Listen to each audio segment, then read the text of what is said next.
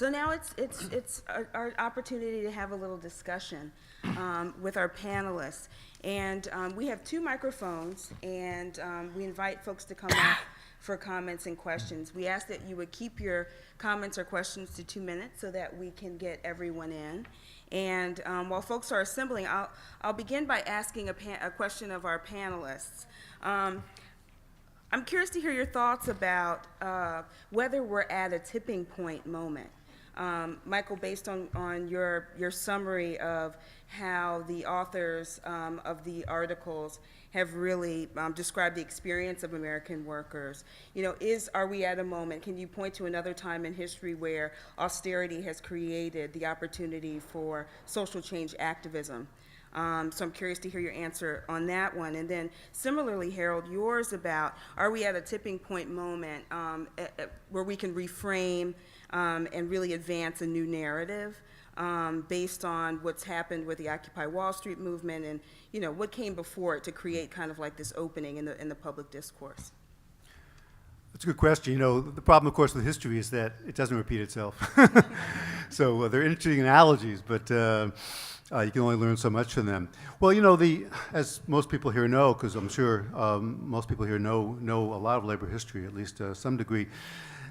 Labor, when it has advanced, and not just unions, but movement of workers in general has advanced, it advances in spurts. It doesn't advance steadily. There are periods like the late 1890s, early 20th century, of course, 1930s and 1940s, and then with public workers, 1960s and 1970s.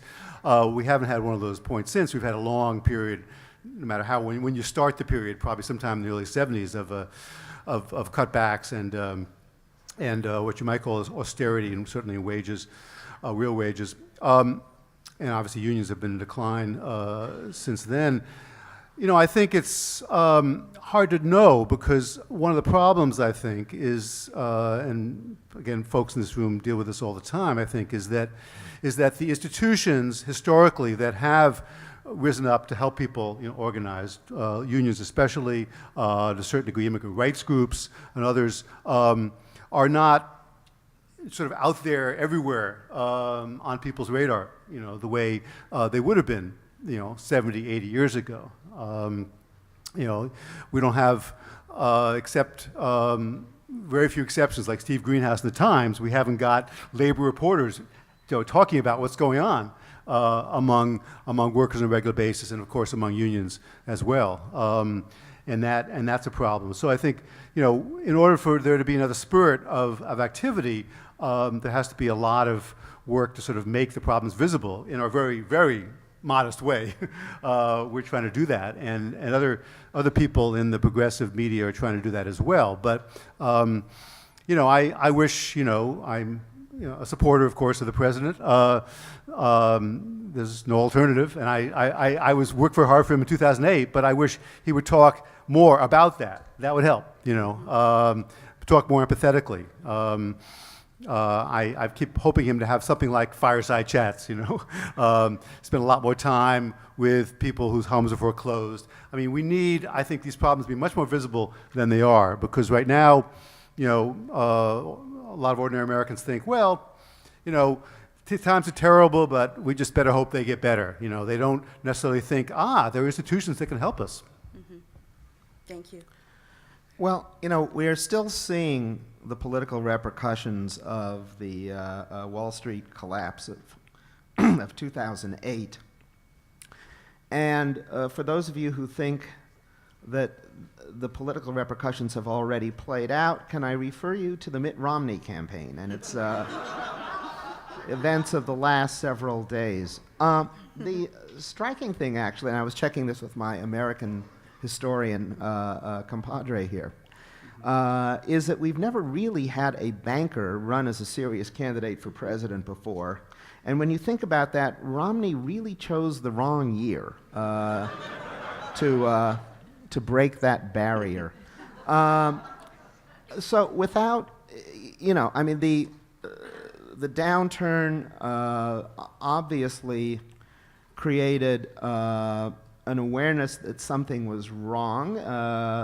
If the polling is to be believed, and I believe it, American people now profoundly mistrust banks and major corporations. Unfortunately, they also even more profoundly mistrust the government, which is a sort of permanent or semi-permanent handicap we all operate under. But I think the turning away from finance in particular does call into question, as I said before, what is more or less the model of American prosperity. And I think, imperfect though it was, events like the State of the Union text last night at least opened the door a little more for people to think about that. I think in general, people feel more comfortable with an economy that makes things rather than an economy that makes deals. And I think there's going to be political space if we and political leaders of goodwill try to occupy that space with plausible economic models. I mean, Obama has, begun to go a little way down that road, but there's a lot more of that road, and there's no question, if you think about it, that Occupy Wall Street has really moved the discussion. The State of the Union address would not have been that had it not been for Occupy Wall Street. So some of the energy is there. It has created political space, and it's up for us to fill that. Can I say two things very quickly? One is that two of our excellent staff members, Sarah Leonard and Nick Serpi, have both been deeply involved in Occupy Wall Street, and Sarah is one of the editors of the Occupy Wall Street Journal, which is now out in a nice little book from Verso. It's at Barnes & Noble, of all places. And Nick has a wonderful piece in the back of this issue, our last page, about Occupy Wall Street as well. And also, I want to say, if Joe wants to make comments, he's quite as qualified as we are to comment on all these questions. So I don't feel like Joe just has to sit there. So. Okay, we'll start with this gentleman at the mic on my right. Yeah, Madam Chairman, you said we had limits of what, 2 minutes? 2 minutes. Impossible. I'm a retired university professor. The chance to have a captive audience again. My name's Norman Birnbaum, original reader. A little close to the microphone. Okay. My name's Norman Birnbaum. I'm an original reader of Dissent since '54, and have had the pleasure of contributing from time to time. And I would like to say that in addition to Irving Howe as founder of Dissent, there was a very distinguished academic who was a welcome immigrant from Europe, Lou Koza, who grew up in Germany and then spent time in France, and who was a marvelous link between those early years of Dissent and what was happening beyond our borders, which Dissent readers generally tend to believe there is an external world. But the question I wanted to ask was about culture. And again, but about culture in the sense of the culture of a working class. When the great waves of unionization took place in the 30s, let's say, people lived in working class neighborhoods, had a working class background. Already in the 50s, in the first issues or the first years of Dissent, with prosperity, good questions were being raised about the decomposition of that, about what some people thought the working class becoming middle class, of which there's economically little chance now. But at any rate, it does seem to me that issues of sensibility, knowledge and vision of the world, notions of life progression do play a part in the readiness of people to unite collectively and struggle. And I noticed that in the president's talk, for instance, the advantages of social investment, of government intervention, was that you could get a good job. There wasn't much mention of the content of the job, or much less of workers' self-determination and educational control. And these issues seem to me are there. I'd be glad to know what the panel thinks about the chances of their being revived in a modern form. I mean, I've learned something from Richard Sennett's recent work about this. You know, for people who haven't read his books, I'm forgetting the title, but he's written a couple of wonderful books about craft and about the importance of craft. And actually, as you know, that's how the labor movement began. You know, with artisans, both female and male, actually. And you know, I think, you know, as a historian, you know, you're supposed to think about discontinuities, but actually there's a continuity, I think, in the culture of work, is that people want to have something creative to do, or else they're going to hate their job. That's pretty obvious. I mean, you know, all they have to do is, I show my students Modern Times, you know, the great Chaplin film, and they say, you know, gee, isn't that what factory work is like? Why was he, you know, but they realize that that's not the way people want to live their lives, you know. Other than that, I'll defer to people more expert than me about this question. Wanna? Who are they? It ain't me. Well, I think we've passed the point where upward mobility is going to woo the American working class away from the call of unions. And I would recommend, again, Max Fraser's article describing the decline of Muncie, Indiana, and how he describes the town that the Linds described in the 1920s with pretty rigid class barriers, then what the town was like when it was home to all of these unionized manufacturing plants in the 50s and 60s, when those class barriers fell down to a certain degree.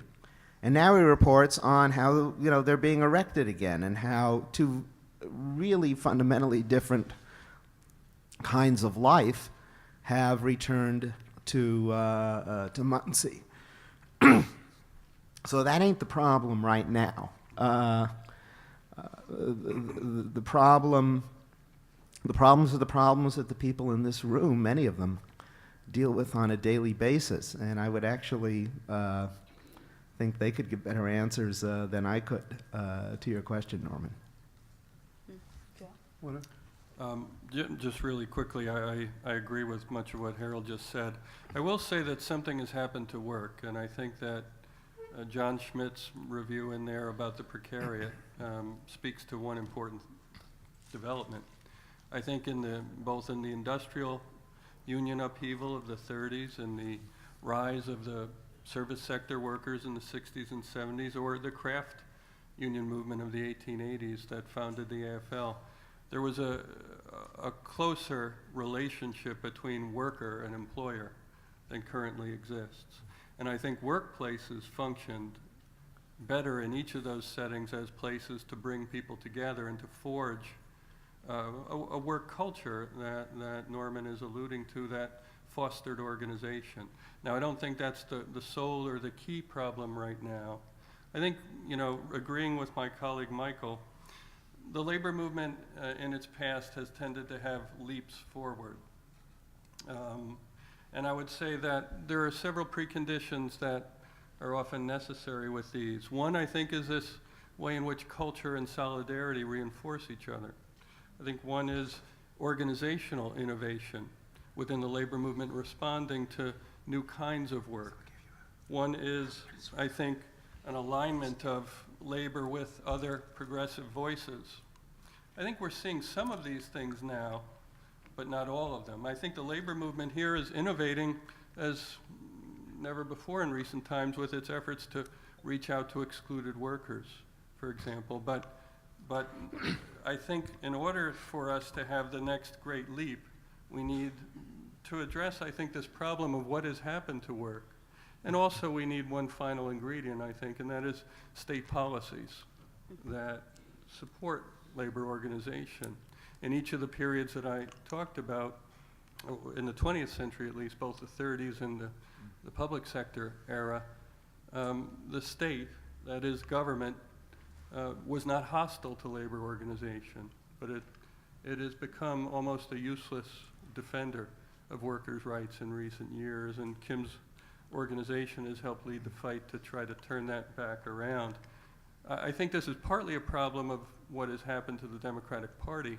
I think it hasn't taken seriously enough the concerns of these folks and of workers, but I think it's not solely that. I think it's that the kinds of problems we face today in developing a pro-worker policy are difficult because they transcend any single nation now in some ways. This is the problem of developing policies that foster worker organization now is not necessarily a problem that can be handled domestically only. If I could, I would just add one thing, in that I also think that it's a question of how the consumer culture, the consumer mindset has really infiltrated the way that we think about ourselves, our identities. We often think of ourselves more as consumers than we do as workers, and that has had a profound impact on our ability to kind of like reach people. And I think the challenge for all of us who care and are concerned about workers' rights is to connect to a much more aspirational way of thinking about the work that we do. At American Rights at Work, we're building a whole new narrative that tells the story about how the value of unions to communities through the pension funds that can be leveraged and are being leveraged for job creation and local economic development, for example, the presence of union members in certain industries like healthcare, childcare, and have really improved the quality of the goods and services that consumers consume and protect the well-being of the public. So those are things that are very much tied to the way people see and envision the kind of lives that they want for their families and for their communities. And the more that we can tie the work that we're doing now and not the work that we have done in the past to those aspirational things, I think we'll also begin to break through some of the oppositional noise that's capturing the discourse. We'll go now to Mr. Bernstein. Thank you, Kim. First, I think it would be unfair to recognize a number of people involved with Dissent without recognizing my friend Horst Brand here, who is a founding editor of Dissent.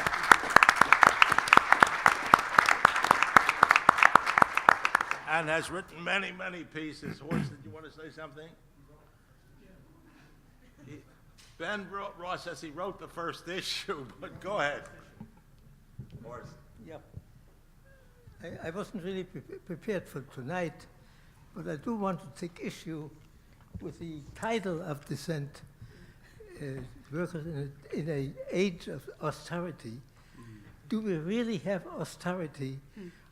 One example of non-austerity would, of course, be the present presidential candidate, Romney. But leaving that aside, all of the trends, all of the facts that you mentioned here have been part of a long-term trend. They did not come with the so-called age of austerity. The stagnation of wages, the proletarianization of the middle class, the intent to deunionization, the avoidance, the whole industry avoiding helping management to avoid trade unions. These are not since yesterday. They've been going on for the last 10, 20 years, if not longer. I would recommend a recent book by a man by the name of a sociologist by the name of Kallerberg, who wrote a lengthy book about all these trends, and all he has to propose is, while he says there was a social contract during the 50s and 60s, a matter which has been disputed by some, he recommends a new social contract, and I don't see any political horizon for any new social contract. So what we are dealing here with is not something that will cease with the end of the so-called austerity. but that it's a historical prospect. Reactions from the panel? Thank you, Horst. I'm going to segue from what Horst said to another piece that appears in this issue of Dissent that Michael Kazin didn't mention, and that is the piece by Maurice Isserman. Now, frankly, a year ago... Yeah, just say people haven't seen it. It's a 50-year reconsideration, reflection on the other America by Michael Harrington. Thank you. The other America, what's the other America, and who's Michael Harrington? If when I came to Washington in 1962, I knew some guys when I worked at the Teamsters who had been in the Wobblies, and if they had said to me, well, Jules, 50 years ago there was a strike, the Bread and Roses strike, and you really have to focus on that to understand what the heck is going on, I would say they're out of their mind. And so when I say to somebody, oh, in 1962, there was this fellow, Mike Harrington, who wrote this book called The Other America, they would say, Mike who? The other what? Well, it's important that that piece be read, and frankly, nobody, including all the people on the panel, who I love dearly, and the President of the United States, said 2 words about poverty in the United States. And frankly, imagine the idea of having something called the food stamp nation for Obama.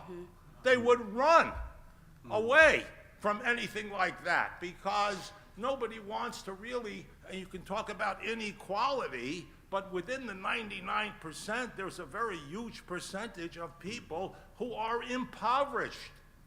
And nobody wants to talk about that or do anything about that. Now, I would say on the 50th anniversary of The Other America, this is a time and an opportunity to focus on poverty in the United States, separate and distinct from inequality.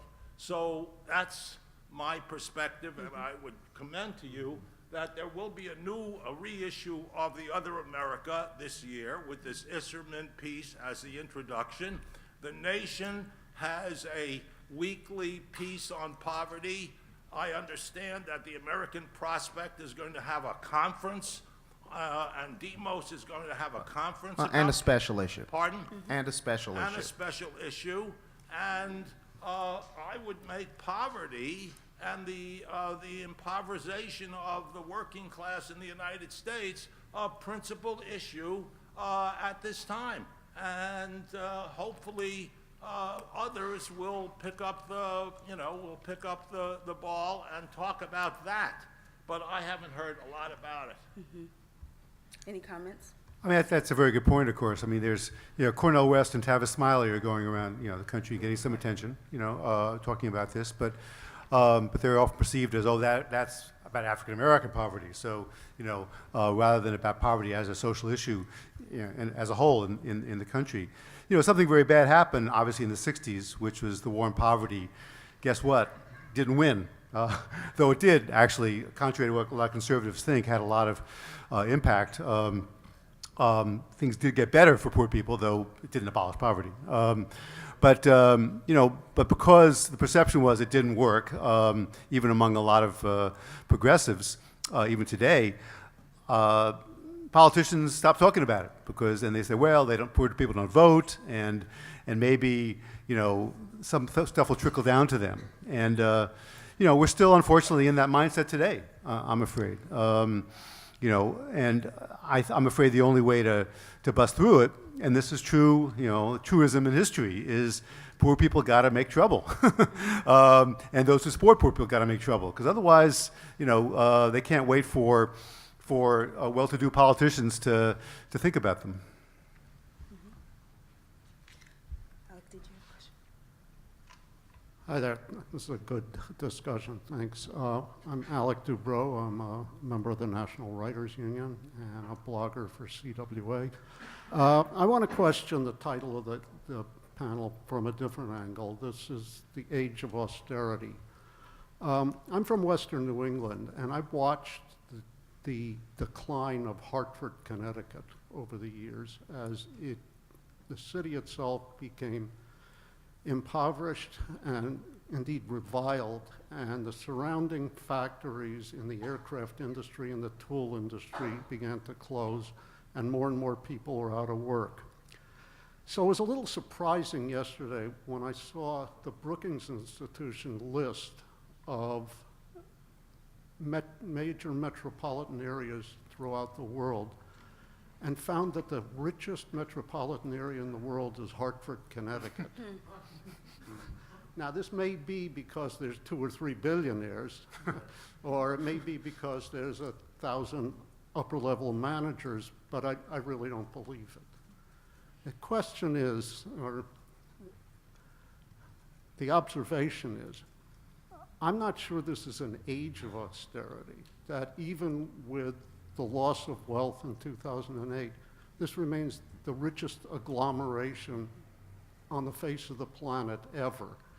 And it isn't simply in the hands of 1%. I mean, there are a lot of people with a lot of money. There are single people and families who insist that they have to have a 4-bedroom house in order to live. People have it.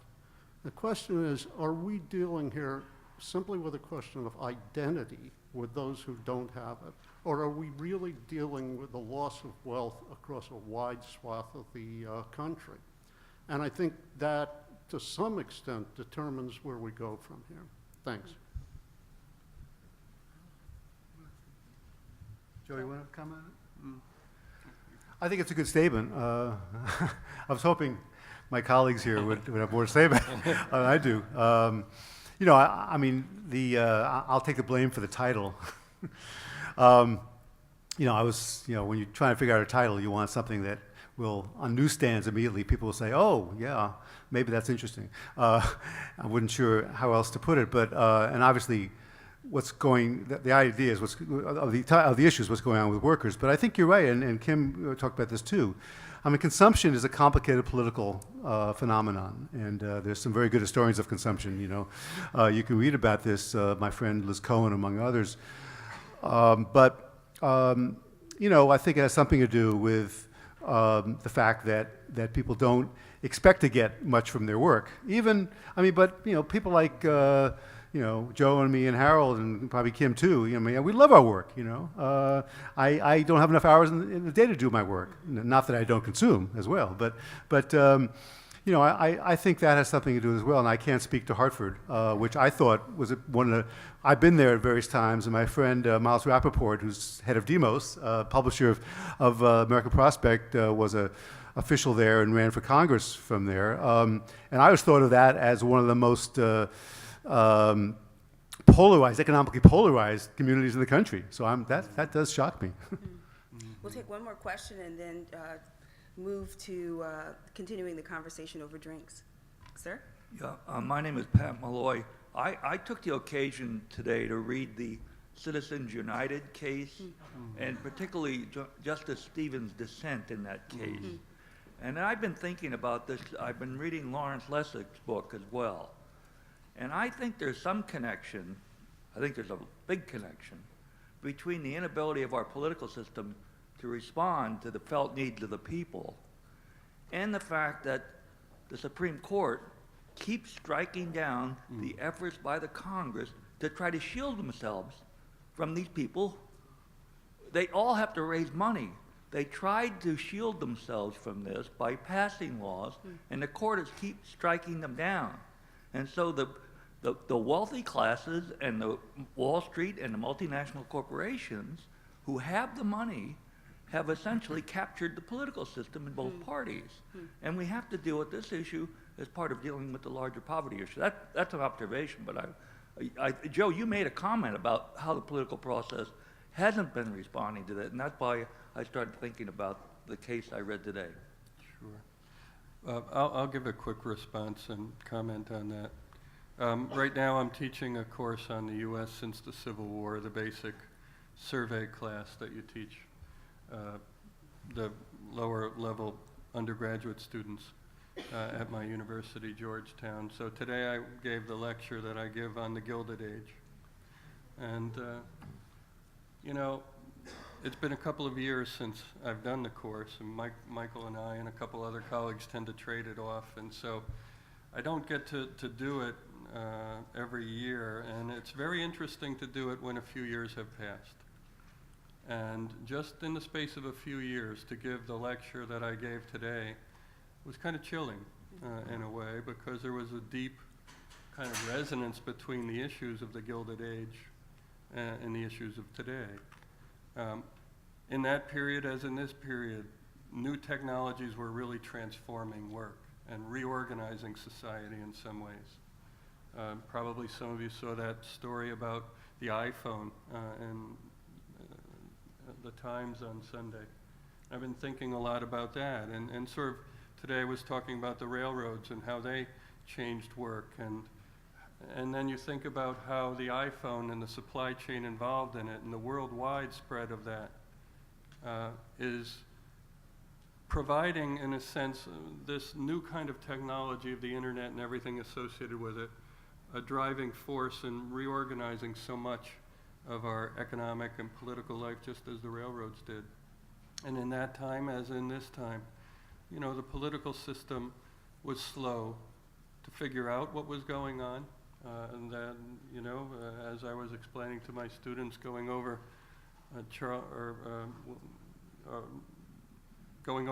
Charles Darwin's ideas and how they were used to explain this and to argue that it's all quite natural.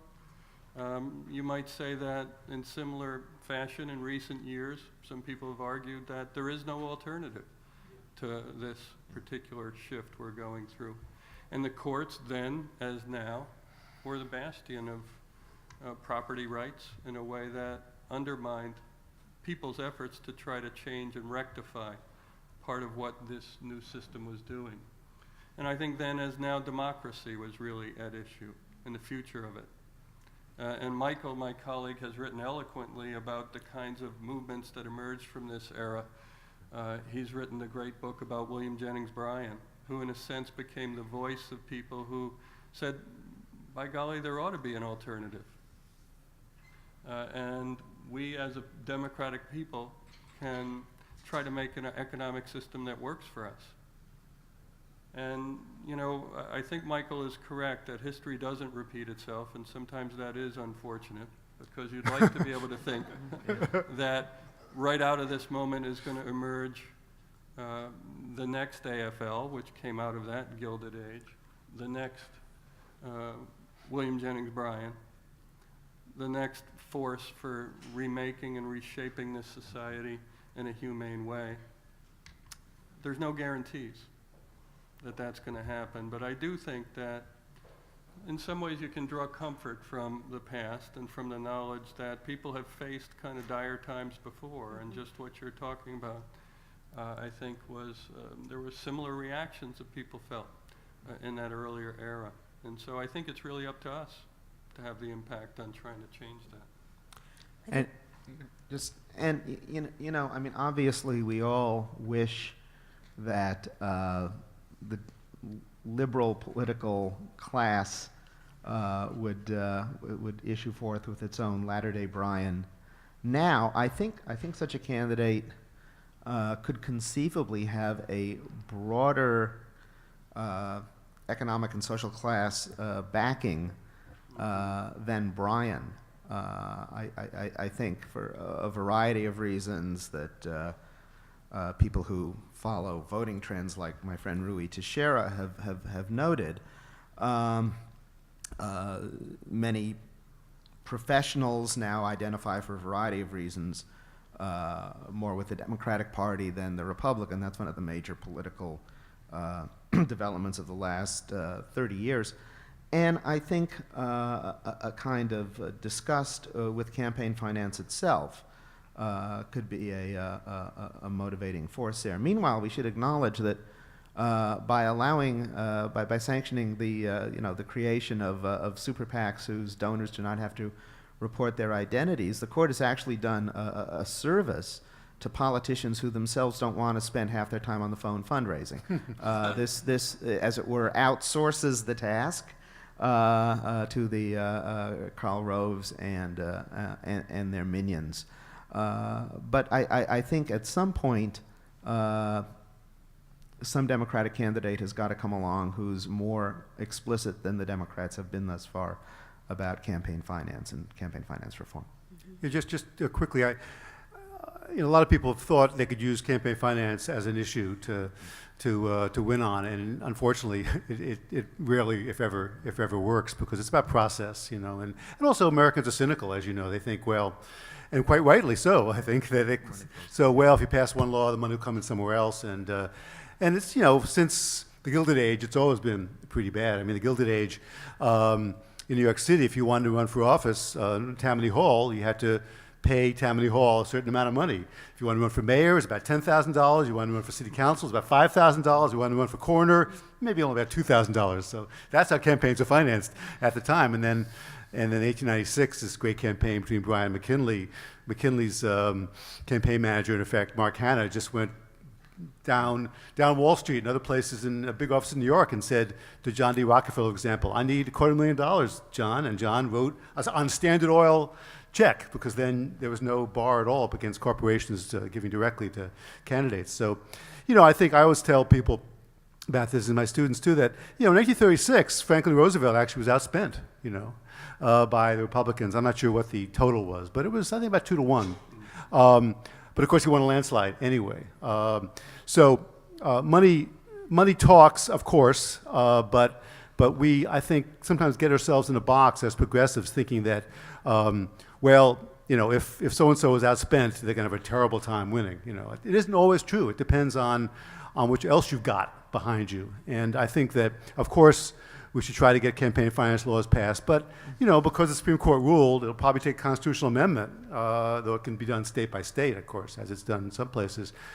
So in some ways, I'm not saying we should not criticize the campaign finance system, but I think that's probably not where we want to put most of our energy in trying to change it, because there are other things more important, like organizing unions. Mm-hmm.